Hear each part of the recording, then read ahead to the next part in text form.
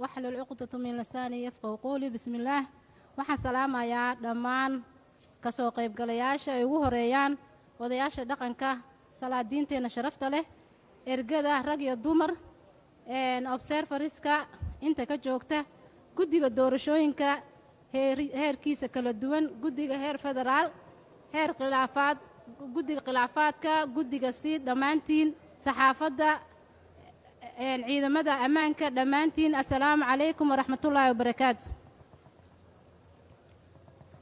magacaygu waa senator deeqa xasan xuseen ku soo fadhiyey sanadkii hore 4 sano la soo dhaafay baarlamaanka federaalka Soomaaliya aqalkiisa sare sidii shalay codkiina ii siiseen maanta anigoo deeqa ah ku dhashay magaalada Boorama ku koray magaalada Muqdisho nolosheeda inteedii badneed ku qaatay magaalada Muqdisho waxbarashadeeda asaasiga ilaa iyo heer jaamacadeed heerka koowaad ee jaamacadda waxaan ku qaatay magaalada Muqdisho heerka labaad ee masterka iyo post graduate waxaan ku qaatay si distance ah magaalooyinka Uganda iyo waxaan ku qaatay Nairobi University magaalada Nairobi aniga waxaan intii aan shaqeynayay way aragnimadayda runtii 17 sano way aragnimo shaqo ah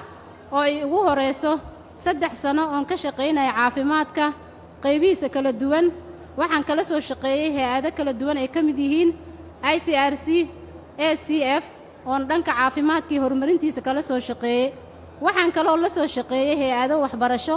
ay ugu horeyso hay'adda Africa Educational Trust oo ah hay'ad waxbarasho oo la soo shaqeeyay 12 sano marka la isku geeyo muddadii aan shaqeynayay xagga waxbarashada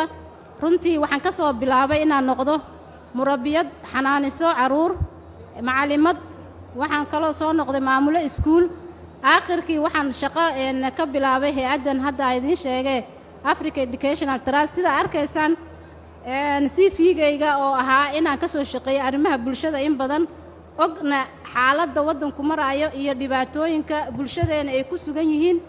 waxaan 2016 idinku imid inaa codkiina ay siisaan anigoo adeegsanaya way aragnimadaas shaqo waxaan ku guuleystay inaan sanadkii 2017 bishii January odayaasha dhaqanka salaadiinteena sharafta leh codkooda aan ku tago baarlamaanka federaalka Soomaaliya sida ogtihiin aqalka sare waa nagu cusbaa wuxuu ahaa aqal ku cusub dalka waxay ahayd markii ugu horeysay Soomaaliya ay yeelato aqal sare aqalkii sare wuxuu u baahday markaa inaan ka shaqeyno waxyaabaha ugu muhiimsanaayay hadda intii hawsha aad ii igmateen aan isku matalay baarlamaanka federaalka Soomaaliya waxaan soo qabtay waxa ugu horeeyay in aqalkii iyo galeelidiisii iyo shuruucdu u baahan yahay xeerarku u baahan yahay laga shaqeeyo si aqalkii uu noqdo aqal bari waxtara maanta marka waxaan aad ugu faraxsanahay aqalkii sare inuu maanta ka duwan yahay sidii uu shalay ahaa oo maanta in ay professoro badan iyo dad badan ay yimaadaan ay macnaha waxay qiimo u yeeli doontaa aqalka sare waxaanse aniga deeqa ahaan haddii allaha awoodda leh idmo aan u soo istaagay mar haddii aqalkii aan ka soo shaqeynay shuruucdiisii xeerarkiisii maanta matalaadii dhabta aheed ay u baahnaayeen gobollada waqooyi in maanta laga shaqeyn karo waayo maanta waxaan haysanaa aqal dhammaystiran oo leh xeroosaadkii wax walba leh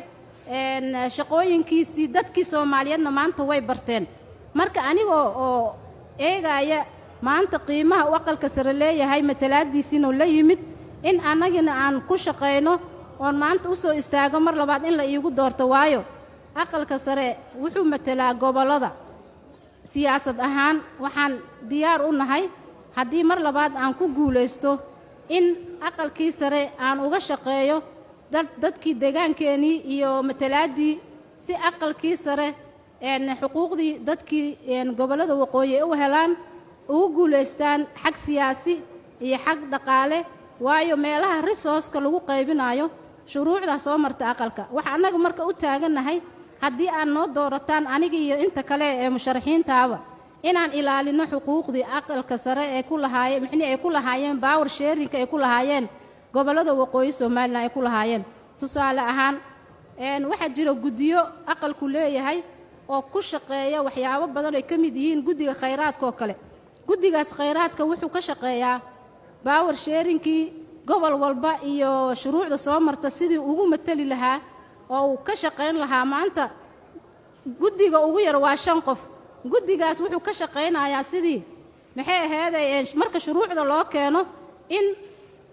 laga baaraan dego qaabka markaas uu noqon doono. goboladii waqooyi wixii ay lahaayeen meeshii ma ka muuqataa, waa in matalaadii meesha ka dhex muuqataa oo guddiyadii ka dhex muuqataa. guddigan dhaqaalahoo kaleeto waxaa la soo mariyaa bajedyada Soomaaliya oo dhan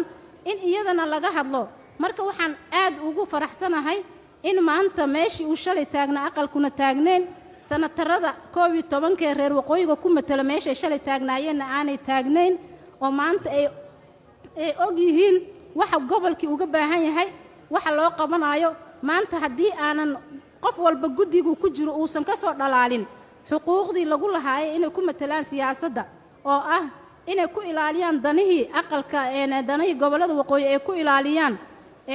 aqalkii dhexdiisii shuruucdii ka hadlaan waxyaabo badan oo goboladu u baahan yihiin. marka matalaadda aan anaga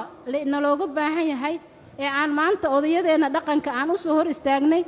codka mar labaad u weydiisanayno waxay tahay in aan helno maxay ahaydey matalaadii dhabta ahayd iyo power sharingkii ay u baahnaayeen gobolladeeni inaan helo. waxaan kaloo aan ku soo darayaa hadduu alla idmo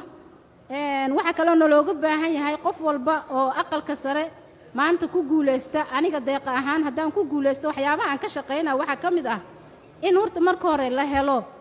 11 sanatar oo markaas midaysan oo ka shaqaynaya, kana shaqayno qofkii nagu matali lahaa oo maamulka noqon lahaa oo guddoomiye u noqon lahaa. waayo haddii 11kaas iyo macal guddoomiyuhu wada shaqayn la yimaadaan waxay noqonaysaa in annagiina aan wixiina looga baahnaa aan gudan karno. marka salaadiinteena sharafta leh, ergada qaaliga, mar labaad iyo mar saddexaad waxaan maanta idiin soo hor istaagay inaa codkiina igu sharaftaan, mar labaad iigu doorataan si inta dhiman dadaalkii aan soo qabanay aan ugu guulaysano oon u qabano hadduu alla idmo. waxaan leeyahay markale codkiina insha allah waa idinka sugayaa. salaamu calaykum waraxmatullaahi wabarakaatu.